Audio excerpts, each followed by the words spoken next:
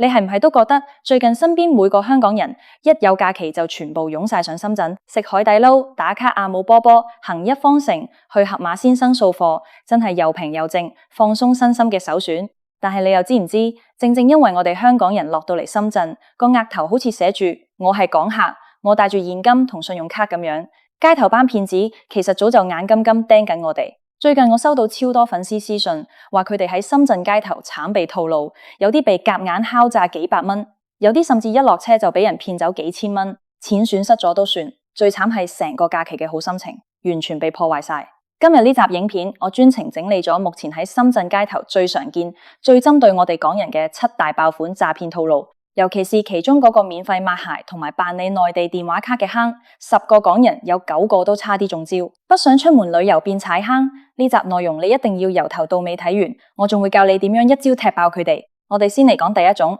亦係最多港人一過關就立刻撞正嘅陷阱，就係辦理內地通訊電話卡嘅套路。呢種詐騙喺各個口岸周圍可以話係重災區，無論係羅湖口岸、福田口岸定係深圳灣口岸，你只要一踏出關口大門，就已經進入咗佢哋嘅獵殺範圍。呢班騙子對眼毒到不得了，一眼就能夠由你嘅穿着、拎住嘅行李，甚至係行路嘅神態，精準分辨出你係啱啱由香港過嚟嘅遊客。佢哋會好熱情咁笑口吟吟走過嚟同你搭訕，話咩香港手機卡喺內地收唔到信號呀？我哋呢度可以免費幫你做手機系統檢測，或者直接推銷一啲聽落抵到爛嘅臨時卡，例如19蚊就可以用足1個月，無限流量。好多香港朋友一諗到喺內地冇網絡，真係寸步難行，去邊度付款睇地圖都不方便，一時心軟或者貪方便就想試下，結果你一旦將部手機交到佢哋手上，呢班人就會立刻變臉，佢哋會突然話剛才講嘅19蚊只係卡費，你仲要額外交幾百蚊嘅開通宣傳費或者系統綁定費，甚至話你剛才簽嘅名係一份長達2-3年嘅固定合約，如果你不當場交出幾百蚊，就絕對唔俾你走。如果你堅持唔交，身邊就會立刻圍上嚟幾個魁梧嘅大漢，將你死死包圍，令你完全無法脫身。更恐怖嘅係，有啲騙子表面上話幫你設定流量，暗地裏偷偷操作你部手機，喺後台綁定一啲莫名其妙嘅扣費賬號，甚至利用後門軟體偷取你嘅支付寶或者微信支付密碼。之前就有個粉絲喺福田口岸附近中招，莫名其妙就被扣走咗720蚊。大家一定要記住，正規嘅電信營運商都有高大上嘅實體營業廳，絕對唔會喺馬路邊擺個破爛小攤位強行推銷。如果你真係需要辦理內地電話卡，落車之後直接去掛住官方招牌嘅正規門市，或者直接喺手機官方 App 上面申請。路邊任何主動湊過嚟推銷嘅人，你連一眼都唔好睇佢，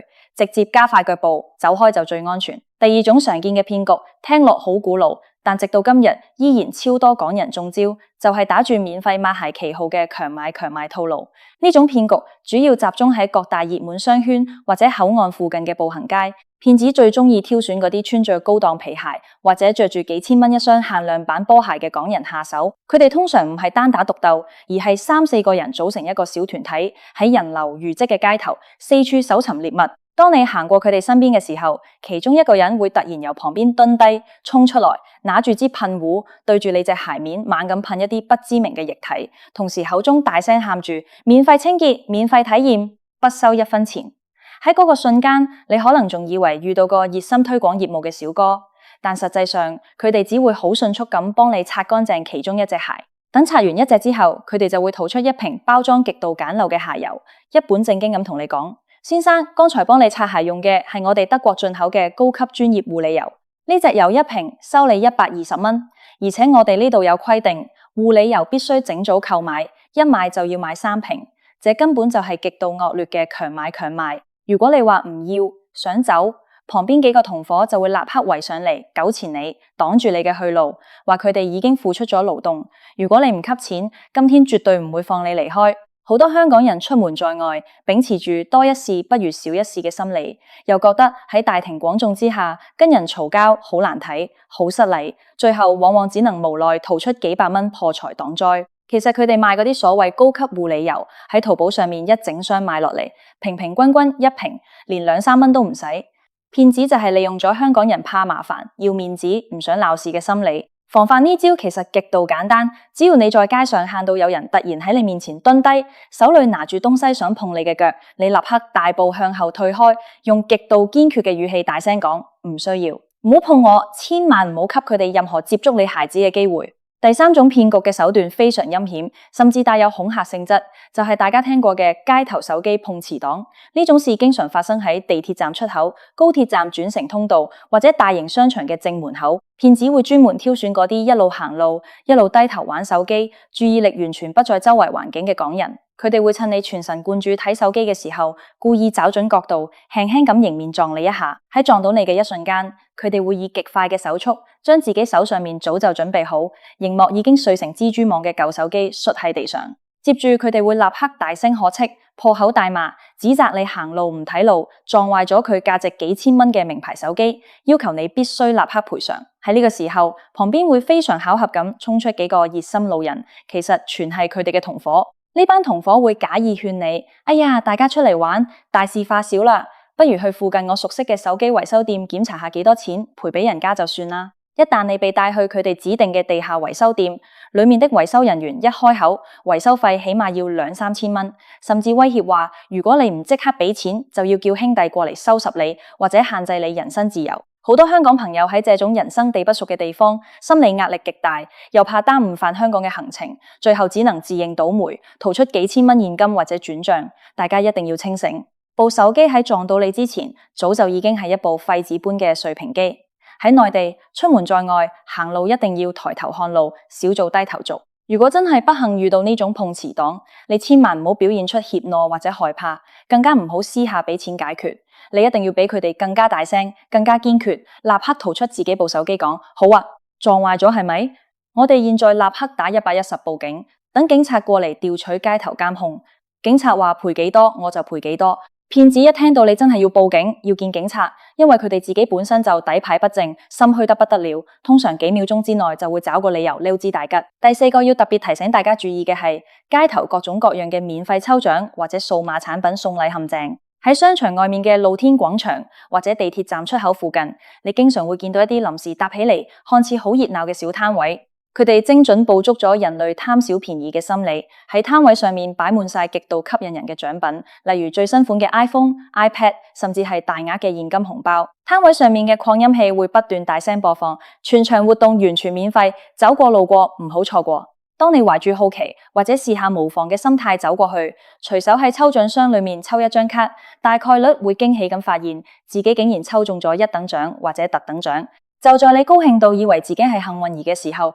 攤位嘅工作人員就會立刻露出一副奸詐嘅嘴臉，同你講：恭喜你啊！領取呢部最新款手機係完全免費嘅，不過按照國家規定，你必須先交納一筆手續費、個人所得稅或者預存2000蚊嘅會員費。要求的金額由幾百到2-3千蚊不等，佢哋仲會拍住胸口保證，只要你交咗呢筆錢，部手機你立刻可以拿走，預存嘅卡費以後仲可以當錢用。但真實嘅情況係，你拿回家嘅所謂名牌手機或者平板電腦，全係由地下山寨廠生產嘅劣質假冒產品，成本連100蚊都唔值，用2天就會爆炸或者開唔到機。等你發現上當受騙，氣沖沖想返去退錢嘅時候，嗰個街頭攤位早就收拾得一乾二淨，騙子早就不知去向。佢哋之所以咁做，就係看準咗香港人通常趕時間返港，絕對唔會為了幾百或者1000蚊專門留喺深圳報警跟進。所以大家一定要喺心裏面告誡自己，天下絕對冇免費嘅午餐。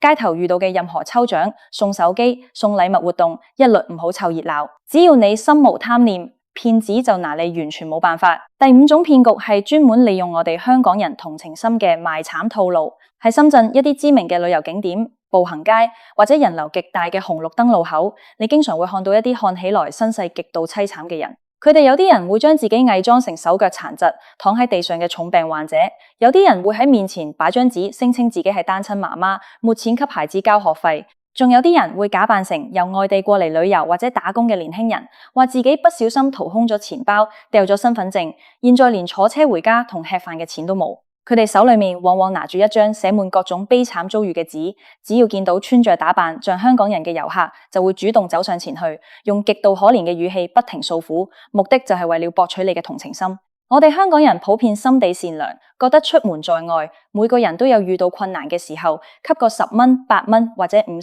100拳，當做善事幫下人。但實際上呢班人9成9以上全部係職業乞兒同埋詐騙團伙，佢哋每天嘅工作就係喺街頭演戲賺錢，甚至有些職業乞兒喺深圳買咗幾套房。你捐出去嘅每一分錢，最後完全唔會去幫到任何真正有需要嘅困難群眾，而係全數落入呢班騙子同背後黑幫嘅口袋。甚至有啲騙子見你吸咗錢，會覺得你特別好欺負，會死死拉住你嘅衣服或者行李箱，不讓你走，非要逼你吸更多錢不可。如果你真心想做慈善，幫老弱婦孺，請你通過正規有官方資質嘅慈善機構去捐款。喺街頭遇到這種主動伸手向你討錢嘅人，最好的處理方法就是完全忽視佢，表現得冷漠一點，走快2步。呢唔係冷血，而係喺複雜嘅環境裏面保護自己，千萬唔好讓自己嘅善良成為騙子發財嘅工具。第6種係極度嚴重，甚至可能讓你無辜捲入刑事案件嘅私人私下換匯陷阱。有些香港朋友可能覺得去正規銀行排隊辦理港幣兌換人民幣手續太繁瑣，又或者嫌銀行嘅匯率不夠靚，於是就會喺口岸附近或者街道旁尋找嗰啲私下換錢嘅中介人。呢班中介通常會吹噓自己嘅匯率比官方銀行高出好多，而且仲強調絕對唔收1分錢手續費。你聽咗之後覺得非常划算，於是就將手頭上嘅幾千甚至上萬港幣現金交給咗佢哋。結果當你接過佢哋給嘅人民幣現金時，裏面極有可能混雜咗大量高仿嘅假鈔，又或者佢哋喺你面前數錢嘅時候手速極快，利用視覺盲區同埋偷梁換柱嘅手法，趁你不注意嘅時候就偷走咗其中幾張100蚊大鈔。更加高科技嘅詐騙手法係，佢哋會要求你先喺手機上面將港幣轉賬到佢哋嘅海外賬戶，然後承諾用微信或者支付寶轉返人民幣給你上。等你操作完轉賬之後，佢哋會拿出自己嘅手機給你睇，話系統顯示款項尚未到賬或者賬戶被凍結。其實佢哋給你看嘅收款界面或者到賬通知，全部係用修圖軟體或者假 App 做出來嘅。之前就有個香港朋友打算私下換5000港幣，結果不僅1分錢人民幣都沒收到，反而手頭嘅港幣全被騙走。等佢反應過來想找人理論嘅時候，對方早就借住密密麻麻嘅人流撩得無影無蹤。大家一定要記住，涉及資金安全嘅事絕對冇小事，換錢一定要去正規嘅銀行，或者經過政府許可有合法牌照嘅兌換店。現在移動支付咁發達，直接用香港嘅 Alipay HashK 或者 WeChat Pay HashK 喺內地消費，系統會自動按即時匯率結算，又方便又安全，何必冒咁大風險去跟路邊嘅陌生人私下交易？最後一種係專門針對女性遊客或者情侶設計嘅免費美甲、美髮同埋美容陷阱。喺繁華嘅商業街上面，經常會有一啲打扮得非常得體，看起來像是高檔美容院店員嘅人阻擋你嘅去路。佢哋會好禮貌咁遞上一張精美嘅名片或者實用嘅小禮物，同你講：你好啊，小姐，我哋店就在前面商場3樓，現在為了回饋新老客戶，正在做免費嘅專業皮膚測試或者免費美甲體驗，完全不需要花1分錢。如果你因為好奇或者貪圖免費體驗而跟着佢哋進咗店，恭喜你，你已經一步一步踏入咗精心設計嘅狼窩。一進到店內嘅封閉房間，3、4個店員就會立刻圍住你，一邊幫你做測試，一邊不停誇大其詞，話你嘅皮膚存在非常嚴重嘅潛在病變或者老化問題，單靠免費嘅項目根本搞唔定，必須立刻使用佢哋嘅精華液進行高級深度修復。如果你明確表示拒絕，佢哋就會立刻變臉，態度極度惡劣咁話：剛才幫你塗喺面上面嘅精華液已經開封，價值3800蚊，或者話你既然已經坐喺椅上面享受咗服務，就必須強制消費幾千甚至上萬蚊。喺那種封閉嘅陌生環境裏面，周圍全係對方嘅人，好多女孩子因為感到極度恐懼同人身安全受到威脅，最後只能被迫妥協，刷卡或者轉賬幾千蚊才得以脫身。大家一定要將呢句話刻喺腦海裏面，街頭上面遇到嘅所有免費美容、免費體檢、免費美甲，背後全係深不見底嘅吸血坑。千萬唔好跟着任何陌生人去任何你不熟悉嘅店鋪。如果你真係有美容或者美甲嘅需求，一定要去大型商場裏面有正規營業執照、知名度極高嘅連鎖品牌店，明碼標價才消費。總而言之，北上消費、食喝玩樂本來係一件非常開心、放鬆嘅事，但係我哋嘅防範意識同埋基本嘅警惕心，絕對喺任何時候都唔可以丟。其實總結起來，避坑嘅秘訣就係咁樣幾句話：出門在外，唔好隨便理會任何主動湊過嚟搭訕嘅陌生人，更加唔好貪圖任何所謂嘅免費禮品、免費服務或者超高匯率。天下冇免費嘅午餐，所有標榜免費嘅東西背後早就標好了昂貴嘅代價。喺內地旅遊期間，一旦遇到自己解決唔到嘅糾紛、敲詐或者人身威脅，千萬唔好害怕，一定要喺第一時間撥打110報警求助。內地嘅治安喺絕大多數地方其實係非常之好嘅，警方對於這種針對遊客嘅街頭詐騙打擊力度亦非常大。只要我哋每個人都能喺心裏面提高警惕，不被街頭嗰啲小恩小惠所誘惑，就一定能夠玩得既開心又放心又划算。如果你身邊亦有朋友或者家人正計劃去內地旅遊，記得立刻將今日聽到的呢些血淚經驗分享給佢哋，幫大家一起避開呢些完全冇必要嘅麻煩同損失。大家如果喺內地還遇到過其他什麼奇葩或者離奇嘅套路，都非常歡迎喺下面留言區跟我分享交流，讓我們大家一起努力，爭取做一個聰明、理性、絕唔會被騙嘅精明旅行者。今日我哋就先聊到呢度，希望呢集內容能夠對大家有所幫助，我哋下集再見。